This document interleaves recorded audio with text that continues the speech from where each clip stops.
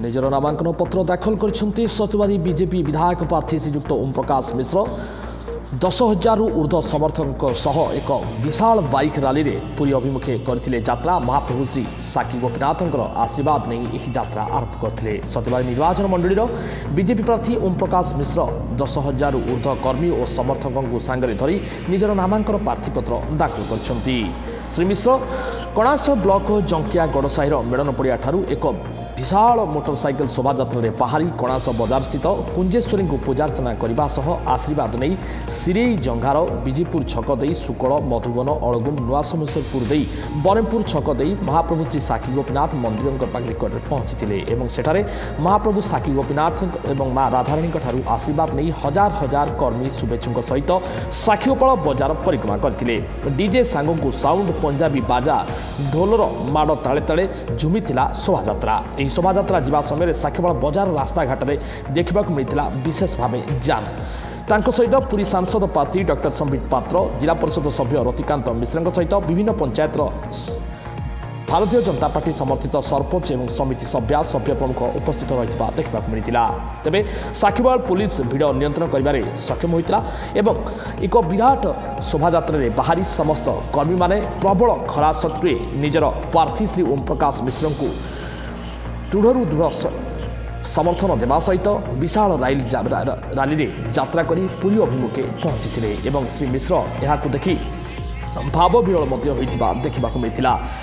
प्रचुर ग्रीष्म प्रभाव सत्वे खरा सत्वे खातिर करनथिले कर्मी माने एवं निश्चित एक परिवर्तन स्वर नारा दे सत्यवादी एक विकासशील सत्यवादी परिणत करने समस्त कर्मी माने रणनीति आपणई बेले आगामी 2024 निर्वाचन में भारतीय जनता पार्टी को बहुमत दे ओम प्रकाश मिश्र को जिताबा नाराबाजी करथिले एवं ओम प्रकाश मिश्र जिंदाबाद कही बजार परिक्रमा करथिले। ए चित्र माध्यम देखुथिबे हजार हजार समर्थकों सहित ओम प्रकाश मिश्र निजर बाइक शोभायात्रा को बजार परिक्रमा करी पुरी अभिमुखे यात्रा कर जार चित्र आम आपण पाखे रखुचु।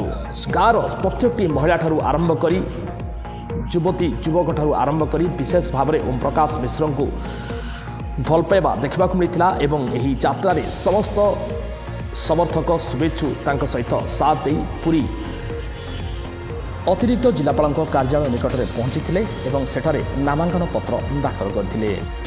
गोटे दशंधि धरी राजनीति क्षेत्र में पाद थापिछंती ओम प्रकाश मिश्र एवं सत्यवादी निर्वाचन मंडलीवासी सदासर्वदा कार्य कर आसुचंती।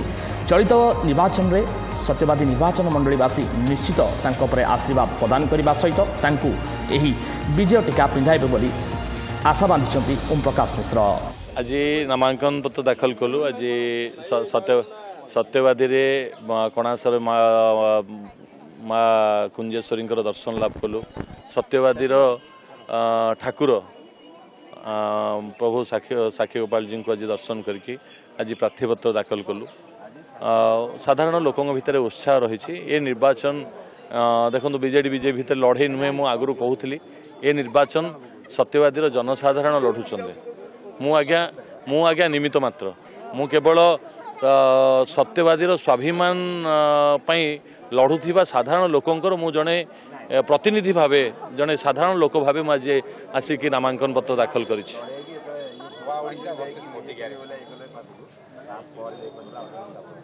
24 वर्ष भितर कौन ओडिशा नुआ हो पारानी तो एत दिन काल कौन करुले ताले ओडिशा को केबे नुआ करियार थिला। ओडिशा को नुआ ओडिशा गठन करने जो स्वप्न पंडित उत्कलमणि गोपबंधु दास देखी कि मधुसूदन दास देखी ये कौन से ही संकल्प चली से नुआ ओडिशा चली म्यूजिक लगी डीजे लगी राजकोषर कोटी कोटी टंका खर्च होची अश्लील संगीत रे ताले ताले पिला मानू नचेबा ऐतिह्य संस्कृति ओडिशार अस्मिता ओडियांकर अस्मिता निश्चित भाव विपद रे अछि।